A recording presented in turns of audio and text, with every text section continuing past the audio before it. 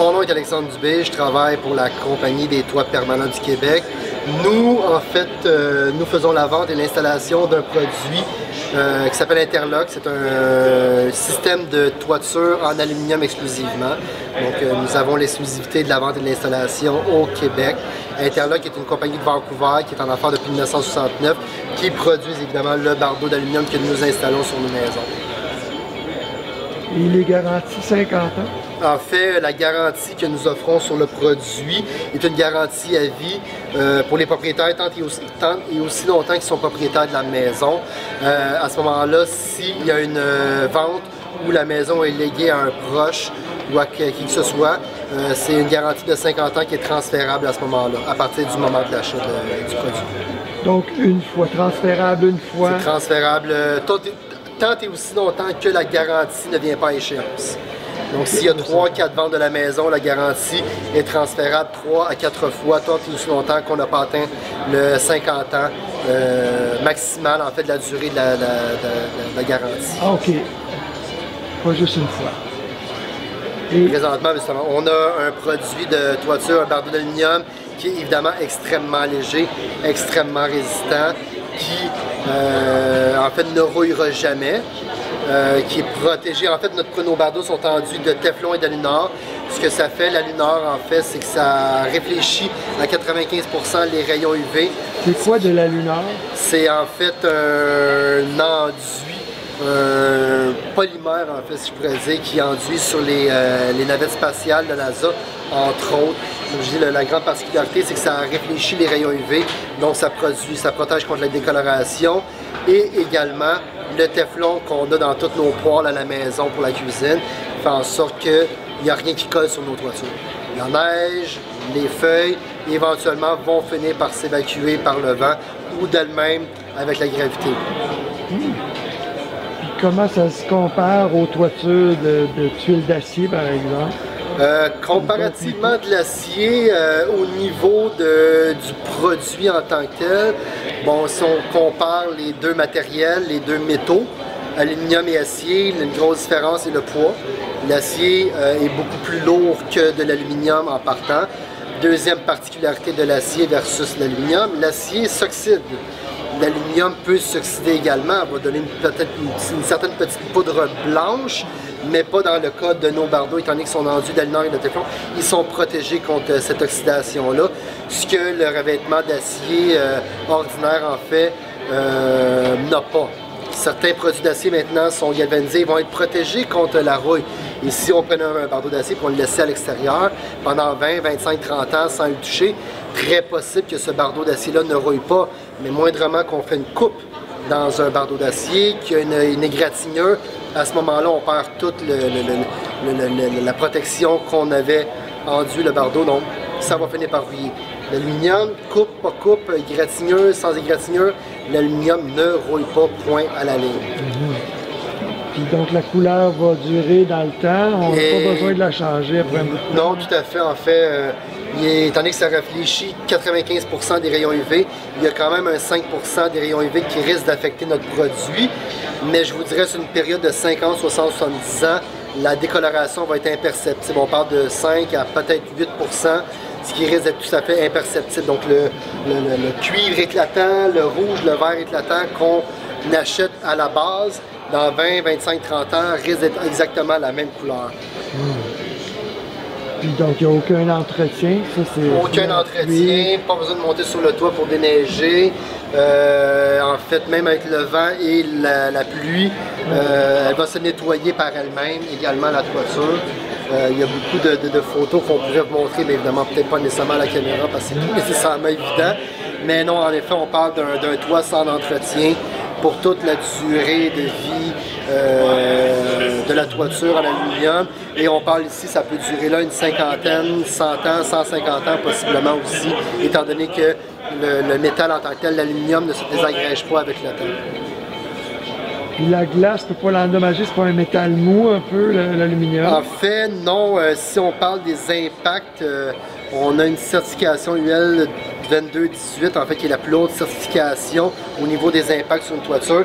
Jusqu'à une bonne balle de golf, il n'y aura aucun problème. c'est protégé. En fait, ça va résister à une balle de golf. Si on va au-delà d'une balle de golf, dans les conditions un peu qu'on connaît au Québec, c'est des faits en fait qui sont extrêmement rares d'avoir des d'avoir des grêlons d'une balle de baseball ou même d'un pamplemousse. À ce moment-là, si ça arrive, évidemment, les assureurs vont être en mesure de couvrir les réparations, mais si on parle d'une balle de golf et moins, il n'y a aucun problème. La toiture d'aluminium est conçue en fait pour résister à ces intempéries-là. Même que présentement, la compagnie Interlock de plus en plus exploite le marché du sud de la Floride pour justement installer leur toiture pour être protégés contre les ouragans. Donc si ça résiste à un ouragan, ça peut facilement résister à nous, même si on a des hivers rudes au Québec, nos hivers et nos étés, il n'y a pas de problème. Même au niveau des vents, la certification est à 190 km/h et nos bardeaux ont été testés jusqu'à 275 km/h et il n'y a pas de problème, ça va tenir en place. Et les coûts? Les coûts, il y a beaucoup de variantes en fonction de la pente de la maison, des difficultés, des différentes noues, tourelle, pas tourelle, lucane, pas lucane. Si on parle d'une maison standard à 2 pans, avec une pente de 6-12 et moins, on peut parler environ de 8 $ le pied carré, vente et installation incluses. Si on a une maison qui a beaucoup plus de difficultés, une plus haute pente, on peut aller jusqu'à 12 $. Donc on peut parler environ de 8 à 12 $ le pied carré, ce qui est possiblement environ 2 fois de plus que le bardeau d'asphalte que tous les gens connaissent. Mais encore là, il faut garder en mémoire que c'est un investissement et non pas une dépense. C'est juste 2 fois plus cher que le bardeau d'asphalte? Ça peut aller de 2 fois, quelqu'un de 2 fois et demi. Dans certains cas, ça peut être 3 fois plus cher. Oui, c'est un bon montant d'argent à mettre. Non, mais c'est pas beaucoup. Au départ, mais pour certaines personnes, si on parle d'une toiture. Le bardeau d'asphalte est bon pour 15 ans. 20 ans. C'est à ce moment-là un peu le processus ou le devoir que les propriétaires doivent faire, c'est arrêter de penser nécessairement au coût d'achat à la base. Oui, c'est sûr que ça va être plus cher. Une toiture avec un bardeau d'asphalte de 10 000, on peut parler de 20, 25, 30 000. Ça va durer plus que 2 fois plus longtemps. Au fil des années, vous allez rentrer dans votre argent. Exactement. Le bardeau d'asphalte, qui a une garantie de 25 ans, on parle d'environ 15 ans, il faut vraiment penser à le refaire. Donc si on pense qu'à tous les 15 ans, on refait notre toiture d'asphalte, au bout de 2 installations, 3 installations, facilement, vous venez de payer plus que votre toiture d'aluminium. Même que l'aluminium, il ne faut pas oublier, c'est un métal qui ne perd pas sa valeur. Donc au fil des années, vous allez, à la vente de la maison, vous allez récupérer un montant de votre investissement immédiatement sur la vente de la maison. Puis la compagnie n'a jamais eu à reprendre et recycler du vieux bardeau en fin de vie et c'est pas encore arrivé? Présentement, ça fait 20 ans que nous installons le produit de la compagnie Interlock. Et présentement, jusqu'à maintenant, en 20 ans, on n'a eu jamais aucun problème. Eux, ça date depuis quand? Pardon? Eux fabriquent depuis? Depuis 1969. Puis eux, ils en ont recyclé depuis 69. Ce qu'ils en ont recyclé, on n'est pas au courant. Je ne vous dis pas que c'est impossible, que ce n'est pas arrivé, mais de ce qu'on sait, après, on est évidemment en constante communication avec les gens d'Interlock. On n'a pas eu vent de quoi que ce soit, comme quoi qu'il y avait déjà eu une toiture avec leur produit qui avait été enlevé, qui avait dû être refait. De ce qu'on sait, c'est pas encore arrivé. En 50 ans d'existence présente. On sait que c'est recyclable en tout cas. Et de toute façon, oui, c'est ça.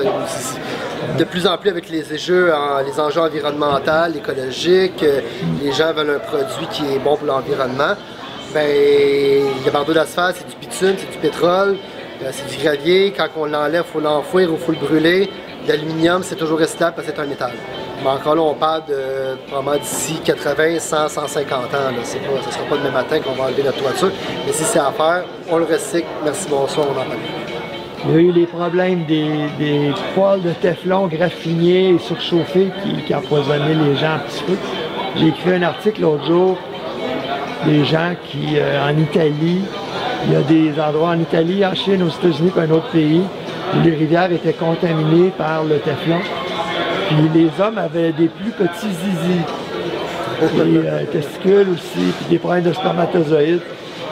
Mais je sais que le Teflon est extrêmement durable. Oui. Ça ne va pas se décomposer. Je ne suis pas trop inquiet que qu'on va gratter trop la toiture si la neige colle en fait, pas? non. Je me demandais, est-ce que ça va contaminer l'environnement? Mais on sait que ça colle et ça dure longtemps. De ce que les études qui ont été faites à la base pour le produit, quand ils ont testé le produit, c'est pas un facteur qui est nécessairement venu en ligne de compte, étant donné qu'on ne va pas faire cuire des œufs sur notre toit, et même de toute façon, le toit ne sera jamais assez chaud pour faire cuire des œufs dessus. De toute façon, étant donné qu'il était dans du nulard, il réfléchit de la chaleur. Il réfléchit la chaleur. Il n'y a pas de glace qui va s'accumuler. Mais la glace, en fait, la glace, autant que la neige, risque probablement de s'accumuler un peu, mais à partir d'une certaine épaisseur, elle va glisser automatiquement. Combien de temps tu vas avoir une accumulation contre une lucarne? C'est difficile à dire. Ça va dépendre aussi. Ça pourrait s'accumuler d'environ un demi-pied, peut-être un pied. Okay. Ça va dépendre des conditions aussi. Si il y a une journée et on a une tempête de neige, bon, il y a un demi-pied, un pied qui s'est accumulé.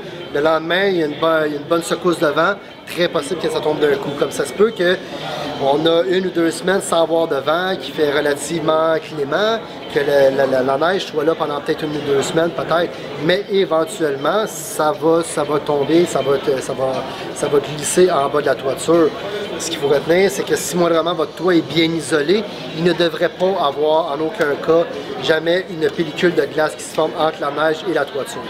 Si votre toit est bien isolé, votre entretoit devrait être de la même température que la température ambiante. Il ne devrait jamais avoir une fonte de la neige, en fait, si on veut, à partir du toit. Donc, si c'est bien fait, il ne devrait pas avoir un problème.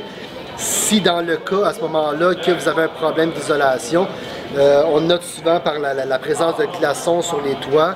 À ce moment-là, on a toujours des petites braquettes qu'on appelle des arrêts-neige qui, eux autres, retiennent la neige. Et ça ne fait pas juste retenir la neige, ça retient jusqu'à 1 pied de neige.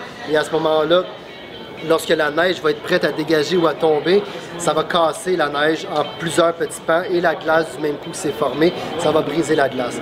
Donc c'est une question de sécurité pour autant les personnes qui vont passer en dessous, malheureusement au mauvais endroit, au mauvais moment. Et les voitures aussi, si jamais vous avez un pan qui donne directement dans votre entrée de garage, mais ça protège évidemment les biens autour de la maison à ce moment-là.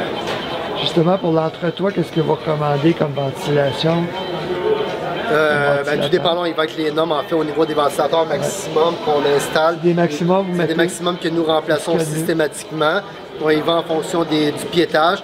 En général, étant donné que c'est des rénovations, on prend pour acquis que la maison a été rénovée ou construite sous les normes.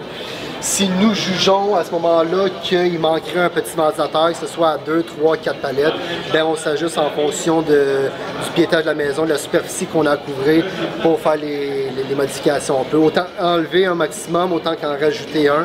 On y va en fonction des normes de la commission. Quelle est la tendance sur le marché? Est-ce que c'est plus facile, plus difficile de vendre un produit comme ça aujourd'hui? Selon les dernières années, je vous dirais que c'est de plus en plus facile, notamment au niveau des enjeux environnementaux. Les gens sont tannés un peu de faire affaire avec du bardeau d'asphalte, d'avoir à constamment refaire le toit. C'est comme n'importe quel produit, le client ou le consommateur vient se demander est-ce qu'il n'y aurait pas une meilleure solution, une solution plus durable, plus écologique? Ben oui, il y en a. En partant, vous avez le métal, vous avez l'acier ou l'aluminium qui sont de loin supérieurs au bardeau d'asphalte. Le bardeau d'asphalte est la solution économique à court terme, point à la ligne. C'est le seul avantage d'installer du bardeau d'asphalte, c'est le prix au moment de l'achat à court terme. À ce moment-là, si les gens veulent un meilleur produit plus durable et qui sont en mesure de planifier, à ce moment-là, vous avez de l'acier, vous avez de l'aluminium, vous avez une panoplie de substitution, de remplacement au bardeau d'asphalte. Donc oui, les gens commencent à avoir une tendance écologique, étant donné que le bardeau d'asphalte, il faut l'enfouir, il faut le brûler. Environnementalement parlant, c'est une plaie. À ce moment-là, l'acier, l'aluminium, c'est un métal, donc ça se recycle. Et vous avez un paquet d'avantages aussi, notamment au niveau de la revente de votre maison, au niveau de l'économie d'électricité en été, étant donné que ça réfléchit les rayons UV. Vous allez sauver sur l'électricité, sur la climatisation, étant donné que votre maison va être plus fraîche. La sécurité aussi, je veux dire, c'est beaucoup d'aspects en fait qui font en sorte que les gens sont prêts à payer un petit peu plus, mais au bout de la ligne, récolter beaucoup plus au fil des années. Là. Je dois avouer que c'est des maudites belles toitures. Ça punch. Honnêtement, oui, quand on arrive dans un quartier et qu'on voit une toiture en métal, que ce soit même glacé ou d'aluminium, notamment notre produit ici, Interlock, c'est des maisons qui ressortent. On se promène, puis on les spot, les maisons qui ont des toitures en métal, ça ressort énormément. C'est beaucoup plus beau esthétiquement parlant, moi, pas parce que je travaille dans ces produits-là, mais comparativement du bardeau d'asphalte, oui, je trouve que c'est beaucoup plus beau, ça punch plus. Et surtout quand on pense que la toiture va avoir le même état dans 10, 15, 20 ans, 35 ans, 40 ans, surtout dans notre cas, 50 ans et plus d'aluminium, ça va être exactement la même toiture. Ça va autant avec une maison centenaire, de pierre ancestrale, autant que des maisons contemporaines. Le style de revêtement qu'on a match avec vraiment plusieurs styles de maison, c'est très beau. Ça punch, c'est un très beau fini. Quand on pense à ça, c'est sûr que la bardeau d'asphalte, ça devrait plus être une solution envisageable par les gens. On a des substituts, autant que la voiture électrique est apparue il y a une quinzaine d'années, que les gens étaient très hésitants. Ben là, ça coûte plus cher, 10 000 de plus, ouais, mais on sauve 4 000 la première année sur l'essence, 5 000 la deuxième année sur l'essence parce que l'essence augmente. On a le même prix aussi là, pour le bardeau d'asphalte. Le bardeau d'asphalte va augmenter parce que c'est du pétrole qu'ils utilisent pour faire ça. Donc ça augmente constamment. Puis on a un produit ici qu'on a fait nos preuves. Comme ça maintenant, vous voyez des voitures électriques qui brillent partout dans la rue, de plus en plus. Ça va être exactement le même produit, le même principe avec les toitures en aluminium. On va vraiment commencer à exploiter le marché puis rentrer dans la tête des gens comme étant une solution extrêmement valable pour le futur en fait. Je dois avouer, même si je suis journaliste, je suis bien d'accord. Je ne peux pas trop argumenter. C'est pour ça que je suis là. Bien, on a une mission en fait aussi d'un peu changer la mentalité des gens. Les gens, ils veulent une belle maison, ils investissent dans leur maison, ils investissent dans leur parterre, aménagement paysager, ils se payent pourquoi pas investir dans votre toit. Souvent, c'est la seule partie de la maison dont les propriétaires ne sont pas propriétaires. Car ils doivent constamment leur affaire, constamment. Donc, c'est comme si vous étiez le locataire de votre toiture parce que vous constamment payez. Payez-vous du luxe. Mettez-vous une toiture en métal, donc en aluminium, vous n'en aurez plus de problème. Terminé. Terminé ça. Merci beaucoup. Ça fait plaisir. On va regarder ici ce que ça a l'air.